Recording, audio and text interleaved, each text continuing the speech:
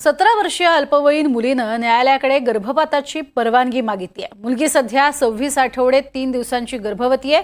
प्रियकरानं धोका दिल्यानं तिला आता तिचं बाळ नकोय असं म्हणणं आहे। त्यासाठी मुलीनं मुंबई उच्च न्यायालयाच्या नागपूर खंडपीठात याचिका दाखल केली आहे। या संदर्भात आज दुपारी वैद्यकीय मंडळ अहवाल देणार आहे। दुपारी 2:30 वाजेपर्यंत गर्भपात शक्य आहे की नाही याचा अहवाल देण्याचे निर्देश देण्यात आलेत। नियमानुसार 24 आठवड्यांपेक्षा जास्त कालावधीचं बाळ गर्भामध्ये असल्यास गर्भपातासाठी वैद्यकीय मंडळाची अनुमती आवश्यक आहे।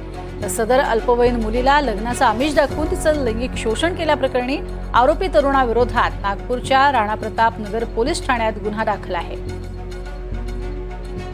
17 वर्षाच्या या मुलीनं गर्भपाताची परवानगी मागितलेली आहे आणि या संदर्भातला आता जो अहवाल आहे तो मात्र न्यायालयाच्या करवी मागवण्यात आलेला आहे।